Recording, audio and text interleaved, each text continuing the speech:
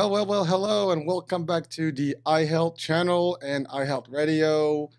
Tonight is the sequel for the Gherasim show or the Gherasim Hour with Gabriel Gherasim himself again with us with his wisdom and very unique angle and perspective.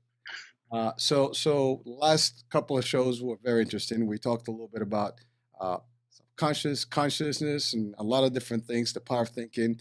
And today we're going to be surprised a little bit. We're going to talk a little bit of a different angle. Again, something new, something exciting.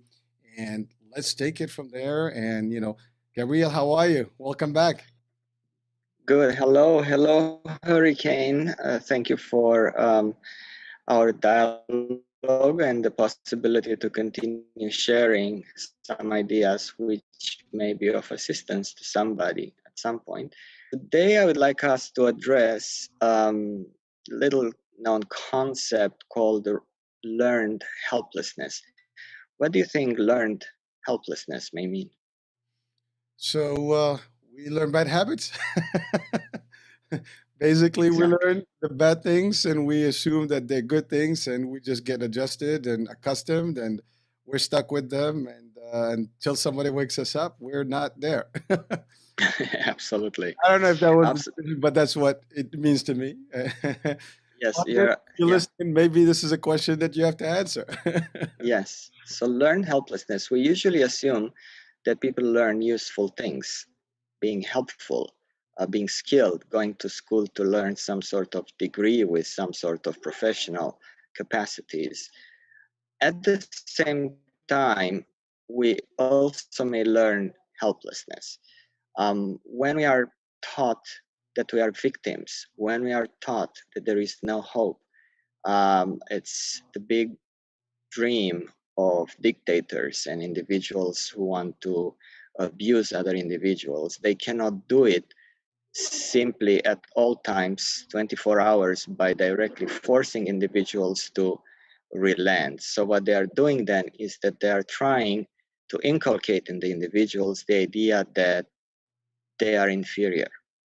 And it's a good thing to be accepted by the whomever would be the master in the process.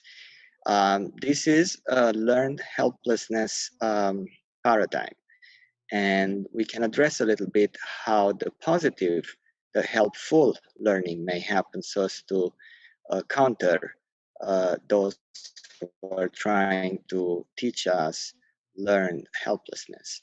So there are three factors which create our understanding of what's going on uh, outside us and inside us, really, in terms of how we think.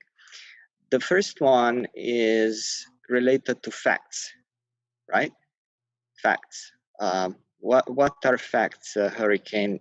Mr. Cuomo keeps saying he's talking about facts. What are facts, do you think? Oh, I mean, I would say concrete evidence, things that are tangible that we can define mathematically, and we can, I guess, account for and understand.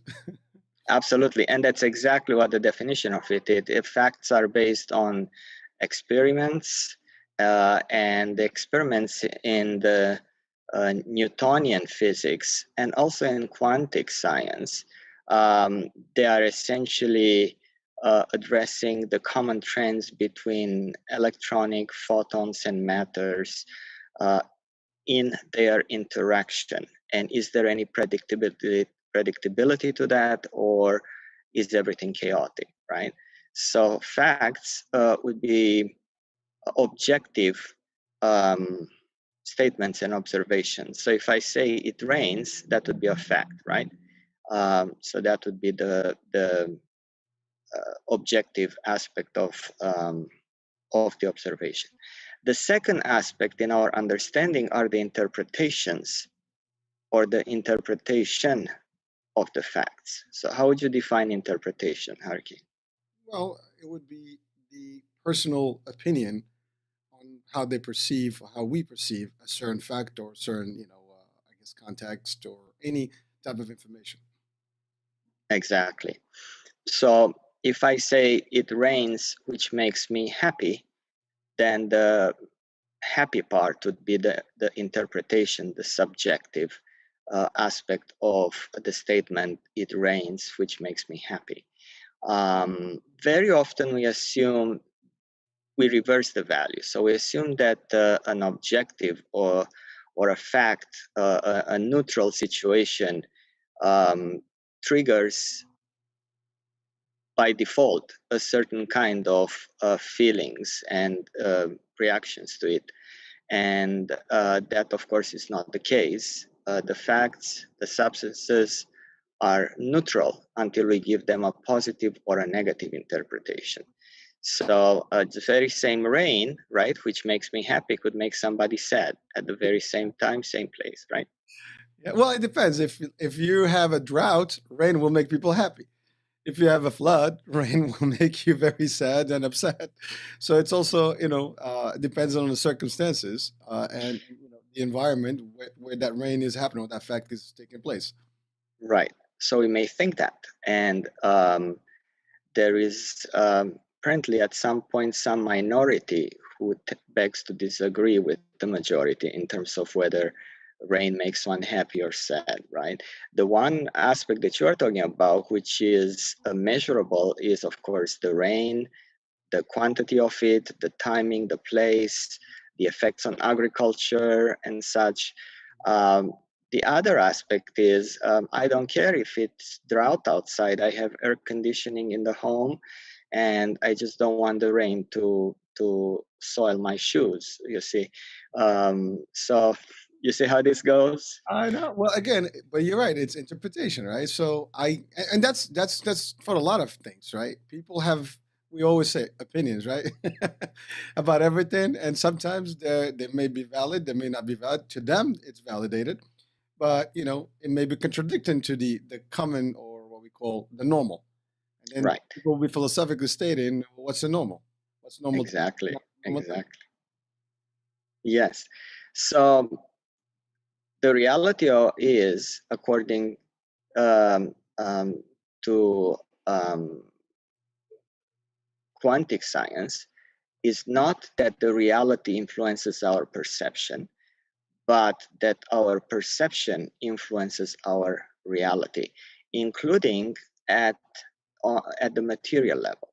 So there were interesting studies, Hurricane, done on the very DNA material of human beings. So there were donors from whom was prelevated some sample of their DNA.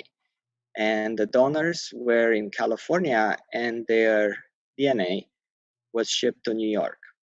And the DNA sample was observed as the donors were exposed to what we would consider to be initially a bad or hatred based or aggressive, resentful, triggering negative ideas, right? Some horror movies, violence of abuse, accidents, blood, guts, and the works, right? And what the scientists noticed, much to their surprise, was that at the same time and at the same place, when the stressing or stressful ideas were exposing the donors, and therefore it triggered some sort of stress and sadness and anger and cringing. Their sample of DNA on the West Coast, their spiral of their DNA sample closed. In other words, it got stressed, constricted, it closed. And then they switched the focus of the visual aids and auditory aids, movies and such, to exposing the donors to loving, good, caring, forgiving, musical, exciting ideas and or visual triggers. And then the donors, most of them anyway, responded by relaxing, by being happy and such. And they noticed that the very same DNA spiral of these individuals on the East Coast, while these individuals were exposed to these ideas on the West Coast, the spirals of the DNA open. So they relax. So that was the big surprise. Did you know about this? I mean, no, no, this is news. Well, I know a little bit that DNA is, it's more than what we think, and it does have other type of traits and things like that that have been identified.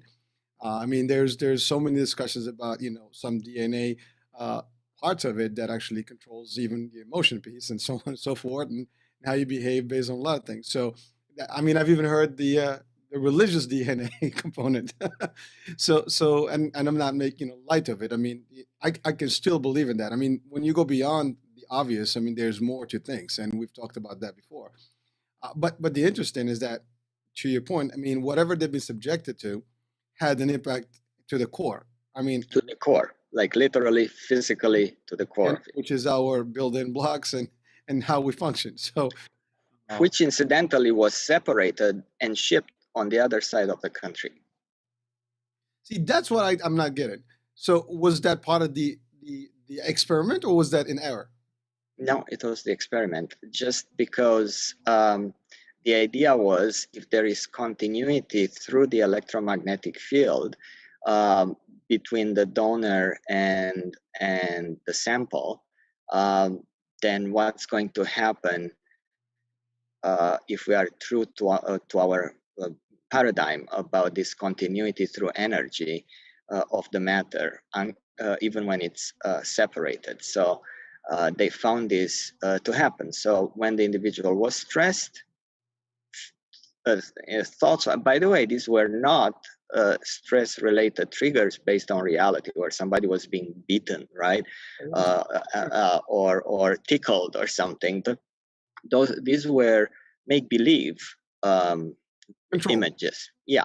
And there is a side note, there is an interesting concept in the human mind called suspended disbelief.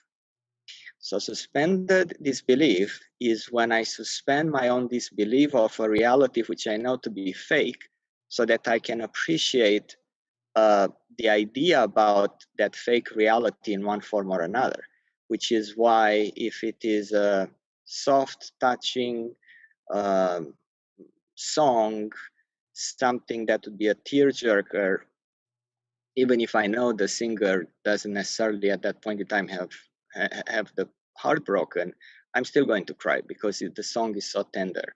If I watch Blood and Guts, even if they are made out of ketchup, and I know those are actors and are going to laugh all the way to the bank after the movie because it's no tragedy there, right? The suspended disbelief system in us allows us to experience a fake reality while knowing it is fake and yet choosing for a time being to assume it is true. So that's what happened with the images triggering happy and or sad images. So they were fake.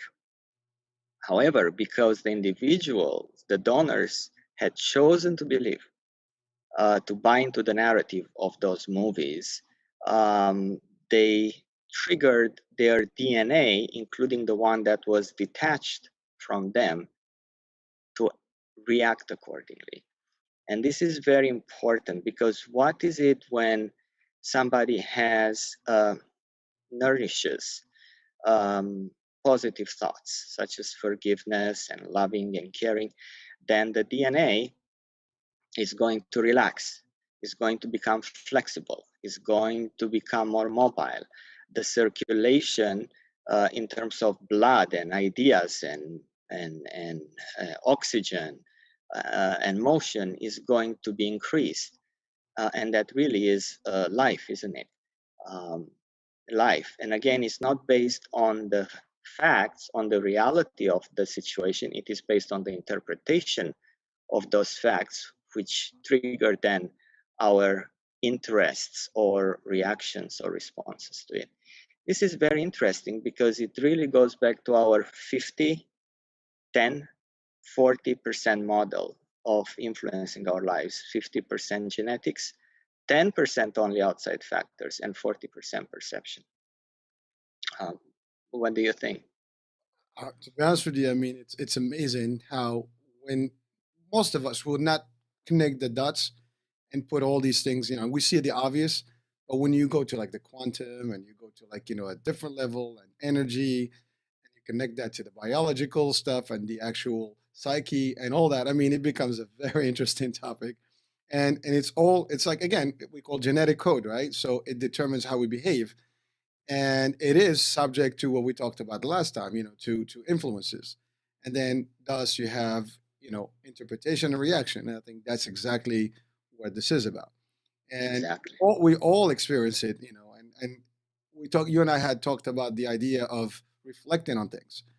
And again, I mean, hopefully people are watching or listening today or any other time this show. I mean, it's always, I would always recommend, and I recommend this when I talk to friends, you know, you got to start thinking about things deeper than what they are. I mean, you got to see beyond the obvious and the logic. I mean, there's more than logic. Sometimes things you can't even explain, by the basics that we understand. I mean, I think we had that conversation about the power of the brain. We don't use much of it. Not even a small percentage of our brain capacity. We can do a lot. I mean, and that's the other thing. So it's even thinking. We think more 2D, 3D tops, and there's so many multiple dimensional, ways of thinking, and we see that in science now, and in how some of the things that are being used in technology and in even biology, science, medicine, it's all crazy stuff that exists, but people are almost unaware of. I mean, a lot of people, I would say 90%, at least that's my observation, or at least my opinion, talking about opinion, Yeah. you know, they walk their life, they live their life happy, and they're not really taking it to the next level. And, but that's okay. I mean, not everybody's going to be thinking, science or logic or beyond. It's confined to whatever their environment and what their needs are, and that's okay. I mean, it's there's nothing wrong with that. But when you start going beyond and wondering about anything, I mean, I it's funny because I watch a lot of fiction, science. I'm all over the place. Yeah, Yeah. because Yeah. and it's funny because when you look at some of the fiction we had in the 50s and the 60s and 70s, today some of the stuff that was fiction is reality. And I'm talking technology, and even look, I mean, we're zooming right now. you know, Yes. we're two states apart. There's all kind of stuff that we can relate to in terms of technology. But that's the things are changing, but they have rules and they have things behind them: physics, mathematics, genetics. There's all this stuff that's behind the scenes that we may not know or have control over. We're still are trying to understand it. Even our top scientists all over the world, they still are learning certain things day in day out. The knowledge that we have is limited. And the reason I mentioned fiction is because when you start thinking about aliens, and we always think about them being the more advanced civilization in the movies. That's how they portray them. And there are Right. parts that say, well, if there is, maybe it's going to be like an amoeba. It will be just a small little, life on Mars, which is not going to be any relevant. But we don't know that. So the idea is knowledge can be a lot more um, tangible and deeper. And again, we're not even scratching the surface. And if we go back in time, and you and I, we've talked about time and history, you know, if you look at the progression, even it's funny because I had told you I worked at Disney, and everybody knows this. I mean, there's that the big ball in Disney, the Earth, right? So you go in there, and it takes you around the history of mankind, pretty much, and you can see the progression of science and knowledge from the ancient times to today, right? And even it shows you some of the futuristic stuff at that time when they designed it. So that's actually where we are today. And then when we see we think about the future, thinking about flying cars and people, that are like what do you call it, like hybrid machine man. AI is actually a big thing to think about right now. We're talking about the movies like Terminator and stuff. With future, travel to the to the past. All these concepts, they're concepts, and they may be fiction, but there's actually science to provide documentation and proof that it can be. I mean, even time relativity, time travel. Yes, we might not travel back in time, but we can certainly speed up. I mean, if you really get enough particles in a very high speed, you can get close enough. They actually have demonstrated that close to the speed of light, and I mean, look at the shuttle. I mean, mean, it goes around the Earth in about an hour and I think 45 minutes, whatever it goes around, an hour and a half, I think, exactly to go around the globe. Yet, if you have to fly from one side from the States to Australia, 17 hours. So it's all depending on the speed where you are, and it's all relative. Also, if you travel in the speed of light, for example, and you come back, you would probably be younger than the folks that actually you left behind, and they'll probably Yes. get old. So these are scientific facts, and there's everything applies. When you have gravity versus no gravity, and that's what a lot of these experiments are when they go up to the space station, for example. So I'm going a little bit outside of our topic, but I think it's all coming back to the facts, the science, Yes. genetics, Yes. and where we are in terms Yes. of knowledge today. So again, I mean, these are some of the facts that I'm aware of, and I always look at these things and connect them somehow, and it does feed into your psychology. It does feed into your outcome, how you behave in life, how you proceed in life, how you perceive things, and how you influence life and others around you. So it's a little bit of you know, a soup, with a lot of different things in it. It's like a buffet of things that you can pick from.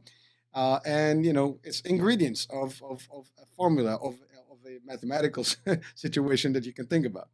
Yeah. That's really what I can relate to some of the conversation we had right now earlier about those facts and how they interpret it and the genetics part of it.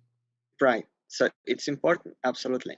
Now, the learned helplessness is based on one perception or misperception, and that is the idea that I cannot help myself from getting out of this, or I have no control in my life. Again, the perception very often is limiting or one-sided as to how can one act, react, or respond to whatever reality he or she is facing. An Italian poem says, "As long as there is life, there is hope." So, what is hope, right?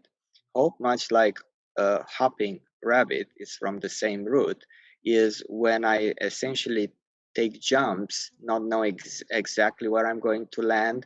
I'm just doing it with just the the ideal that I would be landing safely, right? So that's hope. Great.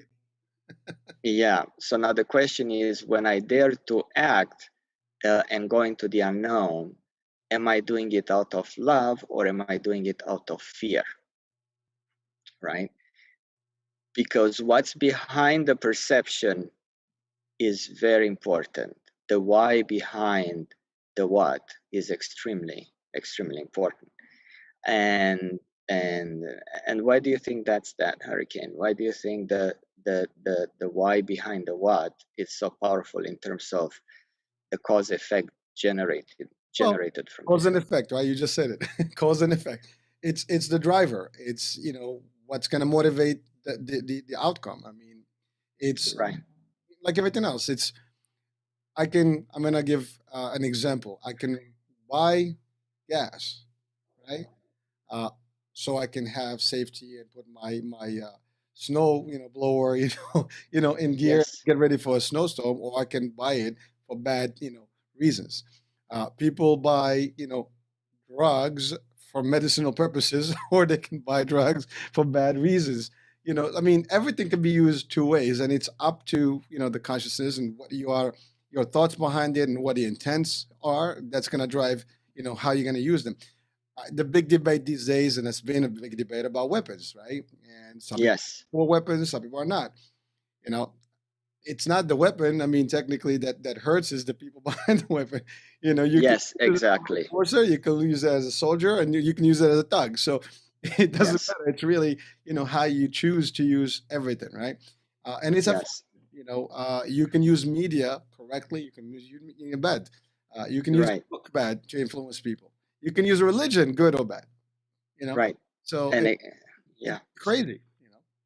Well, I hope I Yeah. answered the question, but Yeah, sure. So it's important because that very perception you're talking about can make one act or not act, at least from the concept of fear. So, for example, let's say in states like Arizona and Texas, where they have concealed carry permissions, one who wants to rob some old lady of her little purse and money will kind of be more hesitant because that little old lady may have a little pistol there and shoot him. And Oh, just the I've seen those. They're cute.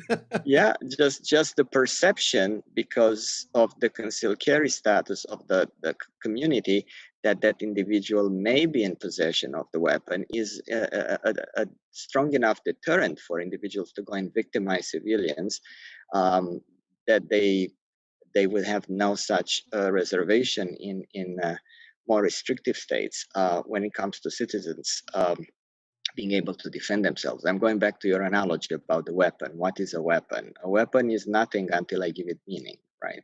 Exactly. Well, even I mean, it's funny about weapons too. So I had a while back. I took a course, in New York, about safety for in the gun range and all this stuff. And one of the rules, so they asked the question, what is the safety of a gun? And most people, well, it's really the little thing that you press to make sure that the gun doesn't go off. But really, the true definition that they give you is that it's a mechanical device that actually can go wrong or can break. So it's really not the safety that is going to make the gun safe. It's you that are going to know, and your behavior around the gun that's going to make safe. So when they do teach those things, I mean, it kind of clicks a little bit to understand what it is.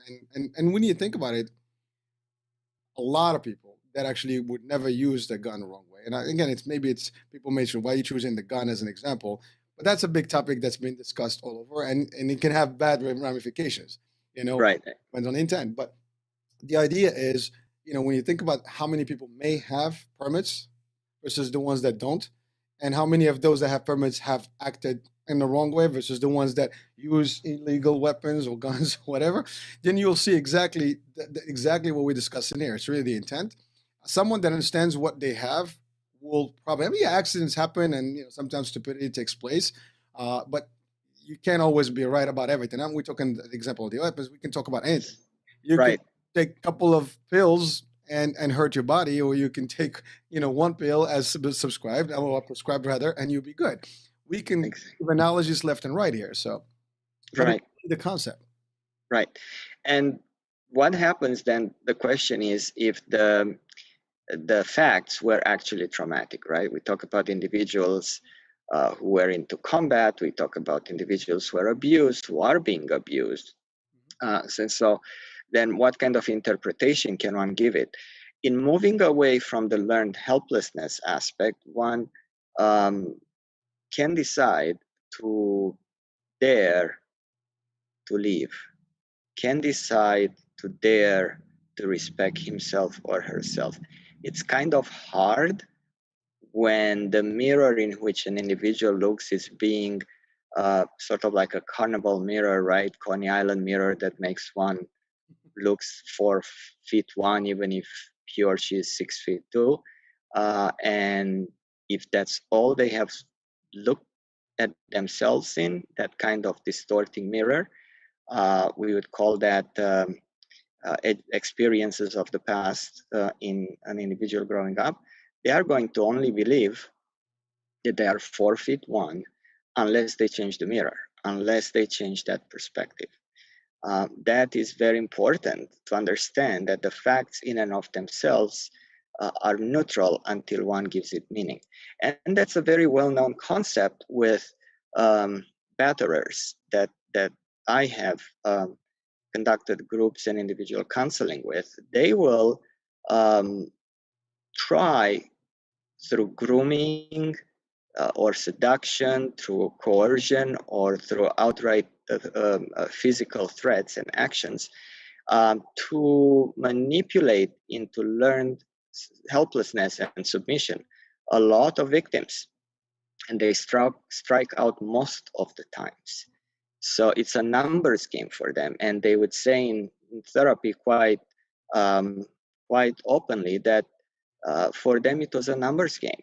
All they needed to do is to find the individual women, let's say, could be children, who would be already prepped, if you will, in terms of feeling, exactly, so that they could look at this reality that was being offered by a would-be woman batterer or child batterer or such as something that is quote unquote normal, because that's how they grew up. So someone would not react to them. Would not, and by the way, it's a great example. It's an example that I can relate to from a martial arts perspective.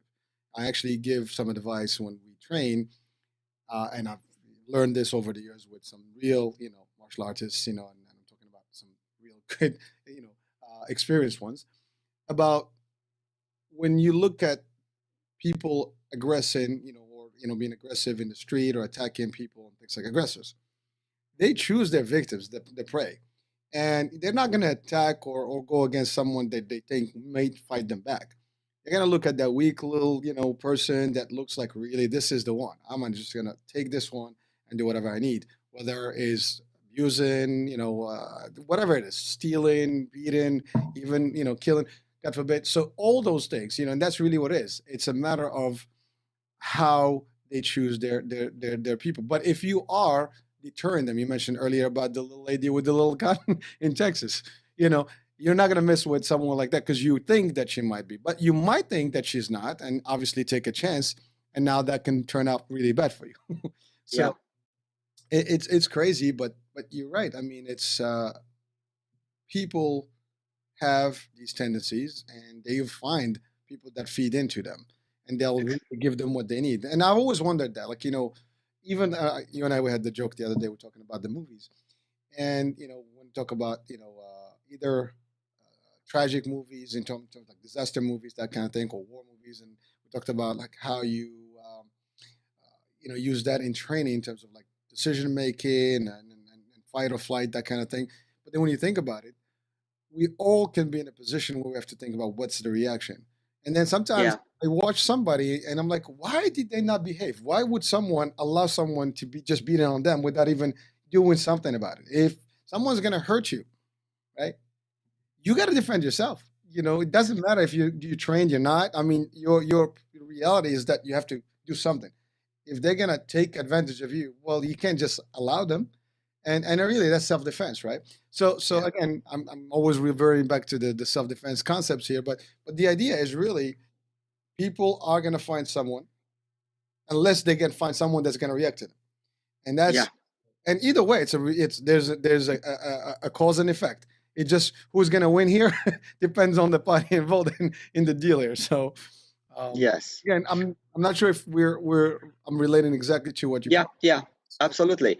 Because what we are talking about is an action or inaction which is based on feelings leading in one direction or another, which are based on the interpretation of the situation by the individual. It's not the situation in and of itself, it's the how the individual looks at it. That interpretation or misinterpretation is powerful, even to the point where if somebody has absolutely no chance to win, uh, very often um, he or she may at least put up a good battle, and in so doing may intimidate and at least diminish the damage, and or even save his or her life. So let me give you an example. If some child or some woman is kidnapped, let's say from a parking lot, the kidnapper will be saying, listen, be quiet and nothing is going to happen to you. If the kidnapped person is actually fighting and screaming and messing with the wheels of the kidnapper and opening the door and jumping because he or she knows that at this point fighting, even if she may not win, even if she or he may die in the process by throwing themselves from the car, at least they fought. So very often these aggressors are really cowards. So when confronted with opposition, they may actually drop the whole thing. There were, for a lack of a better term, ironic cases where because the kidnapped man or woman by a would-be rapist thought that individual couldn't have an erection and therefore couldn't go ahead with the actual raping. We have the example of little dogs, tiny little things that are barking away and scaring away individuals such as you and I, or there were some cases where they even scared away bears from their turf, who had come to maybe go into the garbage and have some sort of treat. So the fighting is important. The fighting, however, the action is preceded by how one feels and interprets the reality. That's why it's important. It's funny that you're saying that, and so I'm relating back to a couple of concepts of martial arts here, but one of them being ki. So we all see this in the movies when the karate person or any martial artist, they make that big noise, you're making that big scare, but really there's a concept behind it. It's a deterrent. I mean, the first thing is intimidating, and the second is deterrent. It's the same thing as a roar. That's what Yeah, it does. yeah, Not only it startles people, but it does that. And to the same effect, there's another technique that is used. And anyone that's listening, I mean, it's a good thing. It may save your life. But what it does is it helps you. So if you have to fight, that's another thing. I mean, uh, you cannot get in trouble. I mean, technically, you fight, you get in trouble. So there's two things here. You're gonna get hurt. You're gonna hurt someone. You end up dead or in jail or something. Like we always say, that's the problem. So there's no win in a fight. But if you have no choice, and you have to, when you have people that are around you and aggressing, and they want to take advantage of you, you're going to do something about it. So the first thing, especially if you know how to handle the situation, you also have to justify that whatever you're going to take care of is not going to be against you. So from a law enforcement, if you break somebody's leg and arm, whatever, from a defense, you can be liable for that. So one of the things that is a technique that is used is you have to make a scene. And the scene is you have to go really like crazy. Oh my God, I don't want to fight. No, I'm sorry, blah, blah. And then you're getting the attention of everybody as witnesses. So everybody's going to say, well, this person was not really doing it. They were the ones. And you build a case. Not only you build a case, you also start with the person. And by that time, you can take a quick, a spin on things, and life, everything ends in literally a couple of seconds. But those are simple things that do make a difference. And you're right. If you do that little extra, making noise, doing anything. Listen, I always say this is a rule. If someone is willing to hurt me, there's no reason for me not to be able to be willing to defend myself and hurt them back if I have no choice. Or if yes, I can prevent it, I can. But at the end of the day, if they already got given themselves permission to do that, what are you gonna do? I yeah, mean, if they're gonna hurt you bad, they're gonna hurt you regardless. But you're not going, as we say, you don't go without a fight. yeah, so exactly. and it works. But you, in your case and your experience with folks, you have seen that as a true validated piece, and people Yeah, have committed to it. So yeah, it's pretty deep stuff. yes. Let me give you a more banal example in the same vein. Um, let's say I'm helping a client. A client comes to me and says, listen, for one reason or another, I received several overpayments from the Social Security Administration. Now, SSA wants the money back. What are my, Option. what shall I do? Okay.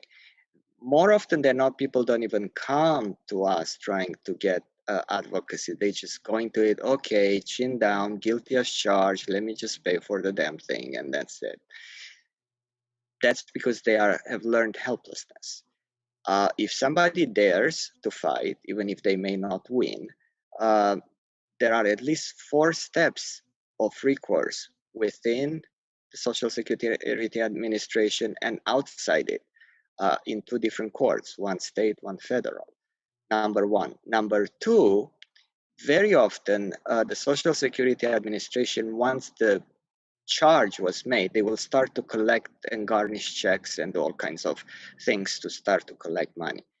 That hurricane is illegal because according to the Social Security Administration's own rules and regulations, if an individual has a pending, is at a pending stage of a recourse at any point or another, the Social Security Administrations, by its own POMs or regulations, they have to stop collecting anything. Yet they go ahead and they quote unquote dare to take the money, even if they know full well that the individual is the appeals process. Those who A, dare to ask, B, dare to know, because it's important to know one's rights, and C, get through the process, the motions of actually completing the papers and or getting assistance and such. Guess what? They file for the appeals. They have to request from the Social Security administrations to honor their own regulations in terms of stopping any garnishment of from their salaries and or tax returns and such. They have to fight. So the moral of the story, and then the Social Security Administration eventually relents until a decision is made by an administrative law judge or even further above him or her. The point is that just because one has rights and one has an avenue of escape and one has an avenue um, to find freedom and or respect and or abundance, if he or she doesn't know the rights, B, if he or she doesn't dare to implement in that regard, and then it's a moot point really, because what good are rights and the possibilities to escape an oppressive situation if the individual doesn't dare?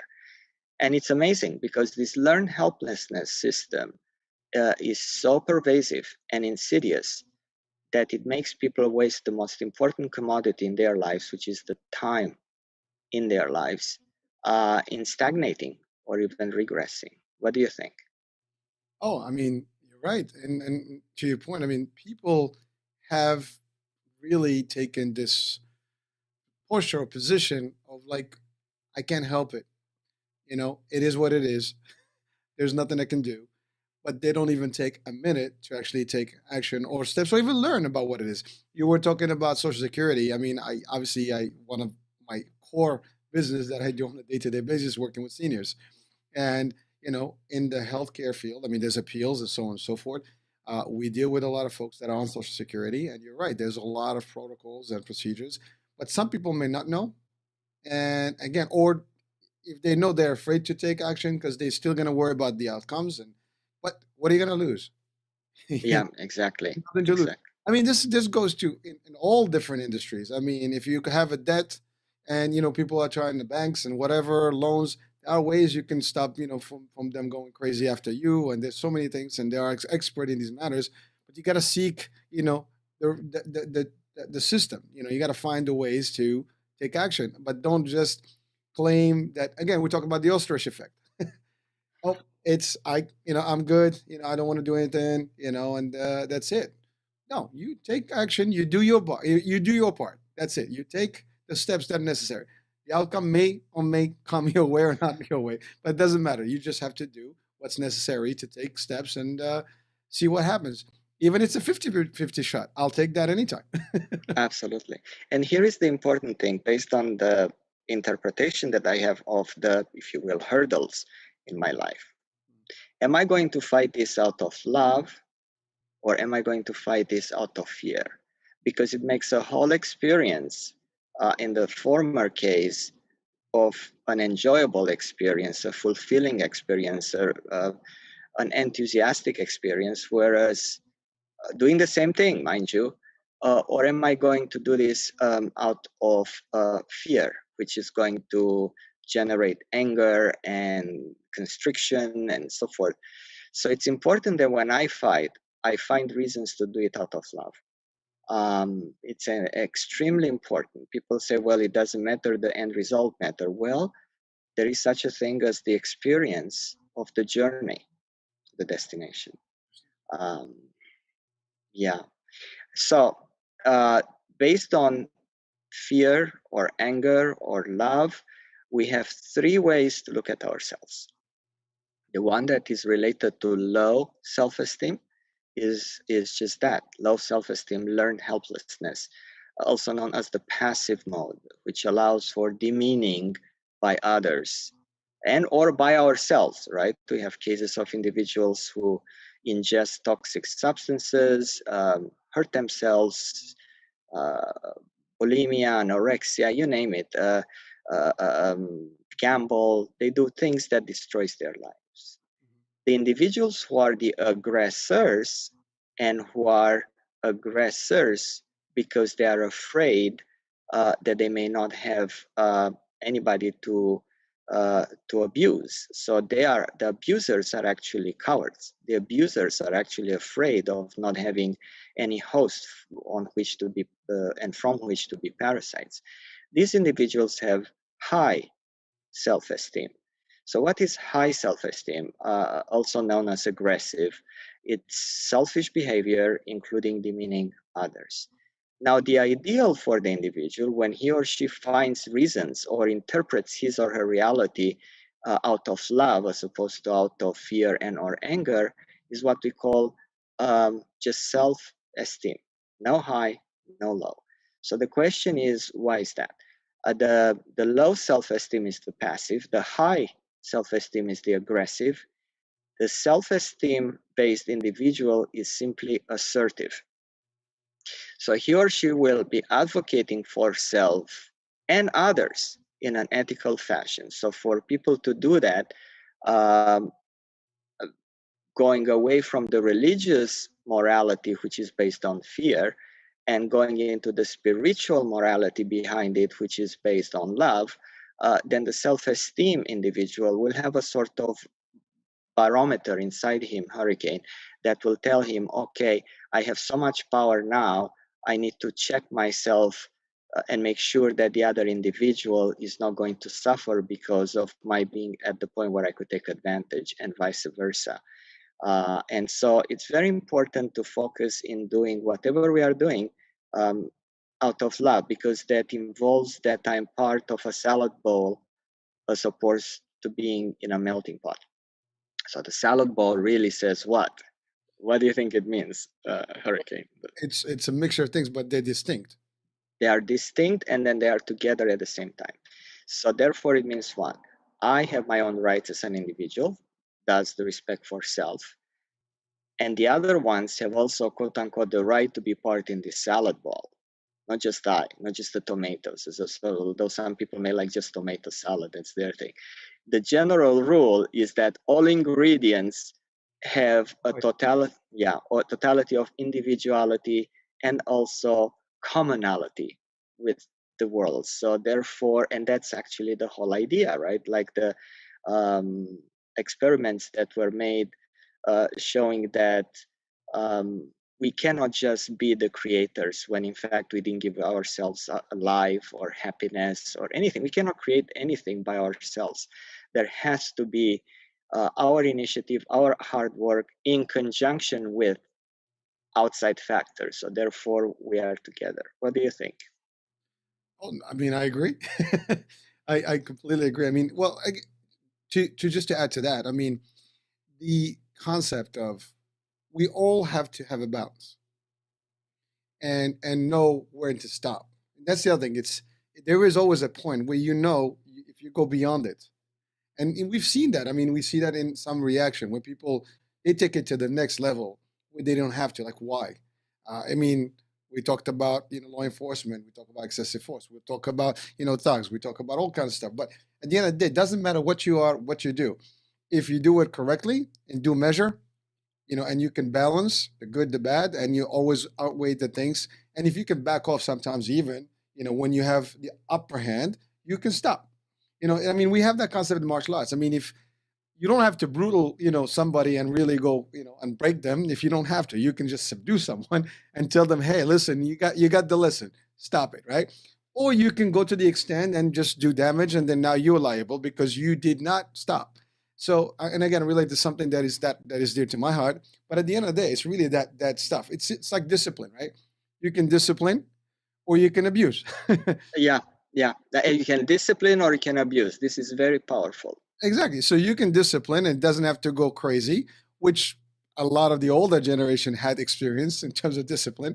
And today I'm not going to go over that. That topic is a little touchy, but I'm not talking about corporal, type of discipline, but I'm talking in general. I mean, anyone that grew up in the 70s, maybe even early 80s or before that, it was a different type of discipline anywhere. There was no like I got this, nobody's gonna talk to me. There was consequences if you took any bad action, right?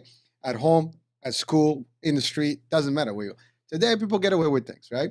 And so people don't know what's discipline anymore because they just know, well, What are you going to do about it? So they challenge everything, and that's really the reaction that you hear these days, right? But that's the difference. But then you have the abuse. You go the extreme and you go beyond what you needed. So there is the point of no return, and when you get to that point, it's too late.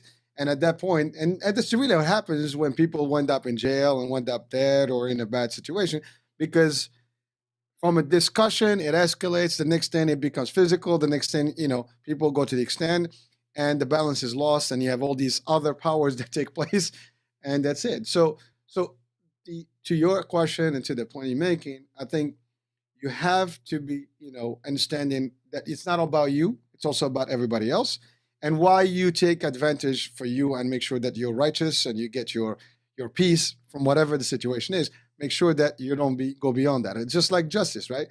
You want to just take your justice. Some people like, oh, it's fair or just, and some people want to do more. Like for example, we hear this all the time. Somebody falls in a store. I mean, you trip. Now you got to sue the place because you want to make money, right? Not because the store didn't do anything, but because there is a law, because you can, because you will take it to that extent. But not everybody would do it. So some people will say, I'm sorry, it happened. I feel better. I'm good. Some people get in a fender bender and now they have like a lawsuit going on. Oh my God, my neck is broken, right? So Yeah, it's all about, to your point, about cause and effect, the actual training that they have, the upbringing, whatever the case is, the environment, things like that do make that happen or not happen. yeah. In the 1700s, William Law, an English priest, mystic, and writer, he stated something like this: man needs to be saved from his own wisdom as much as from his own righteousness, for they both produce one and the same corruption. So Deep. it's deep. And again, you think, well, if somebody's wise, then it's good, right? If he's right, he's good or she's good. Well, wisdom and righteousness without the benefit of being acted um, from the spirit of love and care um, and gentleness and or assertiveness from case to case, they produce the corruption of the power trips. And at this point, I'm detaching from anybody else. I'm on my own. And in so doing, I'm really in denial of reality because I cannot be on my own, can I? Well, so you touch on a very another dear topic to myself and to my heart is, and I've given this example in the context of leadership. And people get a position, they get power, and it gets to their head. They forget either where they came from, and when they were at that stage, and they were looking up on other people, say why are they behaving this way. And then when you get to that point, you became the opposite of what you actually hated, or you become exactly what you hated. All right. And sometimes it becomes where, like, I'm out of control because I got this perception of power, right? Yeah, And that's a very common thing that happens at work, in the workplace, in a lot of areas, right? So again, understanding that you are nothing without the others. It's a exactly. leadership role. I mean, there's no such thing as leader without people supporting them. Otherwise, you have nobody to lead. You'll be Yeah, a yeah, king yeah, with no people. yeah, Yes. yeah, Um, yeah, exactly. Am I doing what I'm doing out of love? People say, well, I'm doing it out of love for me and out of spite for the others. That's not how this thing works. was Be- justifying the case for themselves. yeah, because it's two different frequencies. It's the AM versus FM. And just like it's impossible to put two swords in the same sheath, right? It's either one or another. So it is impossible for me to nourish love towards my loved ones and then go outside the door and go and shoot people and hurt people. There is one category of individuals who are able to pull that stunt off, and those are the people without compassion, who are entirely, would call them sado or masochists or both, and they are acting strictly from the reptilian part of our brains, the one that is devoid of any compassion and the sense of really love. Those are a few, like what a few percentiles in the society, but they are there. Most of us just do it in denial of our own compassion and common sense and intuition, and that gets us in trouble because then it brings remorse at some point. And remorse really in Latin means being bit again, right? So that's what remorse is. Interesting. Well, listen, I mean, we can go on and on. There's a lot of deep stuff here, and we probably can connect this for the next topic, and just take it from there in terms of like where people have gone beyond and they need to come back. And sometimes it is too late. I think you and I we talked about the example where somebody, you know, didn't realize what they did until it was too late. But at that point, it cost them years of their life to really, figure out that what the hell did I just do? And I would assume that a good 90% of all the people that wound up in a bad place, they would think twice, like, what the hell? And by the way, I think any one of us, and this is actually a challenge to anyone that's listening or watching, think about this. If you were to go back in life, in a few years back, what would you change? And I guarantee you, we all can change a lot of things we did, in terms of like, you could have done this differently. You could have not hurt this person. You could have not done something that you probably regret at this point, but you did it. Whether it's a business decision, a personal decision, family decision. And again, it could be something bad that got you to a point where now it's like, oops, and you have to regret it for the rest of your life. So one little action without thinking, without stopping at the point, where you need to stop, gets us to where we are, it's too late. And so, And yeah, and but this is where the process of forgiveness has to come in, and we can, without forgiveness, there is no closing of the wound of remorse, or and it stays open because I keep hating, and resenting. So the wound is open and stirred and irritated. Whereas forgiveness allows for me to let go of the desire to be right and focus on the heart, on the process of being in harmony, and thus open an open wound. It will turn into a scar, whether it be physical or emotional. And with the scar, one can function in life. It's okay. It's there, but it doesn't hurt. well, I think we're getting close to the end of the show. But to your point, the forgiveness part, it starts with the self. I think. I mean, first you got to forgive yourself for your actions and what you do, and then forgive others for anything they do. And sometimes it's okay. It doesn't hurt. Actually, when you forgive people, it's a good power. And the people that can experience that will literally relate to that expression. That is power. True power is when you forgive, when you can actually, you have control, but you can let go. You have control, and you can really say, "I got this. I don't need to go beyond this." And that's the Excellent. power of the self and the esteem, and really the highest level of humanity, I would say. But again, with I don't want to be the last one to end the show here. So, Gabriel, any last wisdoms on this episode today, and then we can catch on the next one. Absolutely. Thank you, and thank you to the listeners. And we appreciate being part of your time in terms of brainstorming on these issues and possibly reflect on them. Thank you. Well, thank you, Gabriel, as usual. Gabriel Gherasim. Check out his book, Gracia Cantantes. It's a pretty deep book. By the way, I got my copy and I'm reading it. I'm enjoying it. So you do the same if you can. Check it out. The link on the description of the show has the actual link to the book, and it is pretty cool stuff. So and again, catch on the shows on the radio, on the site. If you have Roku, watch it there, or YouTube. But follow the Gherasim Hour with us and get some insights and some deep stuff about psychology, about behavioral stuff. And while this is not my background, I try to dabble with him. I mean, he puts me all the time on the position when I had to get in, and I try. So I'm keeping up. Hopefully, I'm doing a good job. Let's see what I'm doing next time. But I try. But Gabriel, thank you. You're actually keeping me in check, and that's good. Thank you. Likewise, it's a two-way system here. Thank you. Thank you. All right. With that being said, thank you for watching the iHealth channel and I listen on iHealth Radio. Gabriel Gherasim with us, the Gherasim Hour. We will talk to you in about a week or so. So stay tuned for the next one. It's going to be just as cool as deep in terms of conversation. So we'll talk soon. Ciao, ciao. Bye bye. Thank you.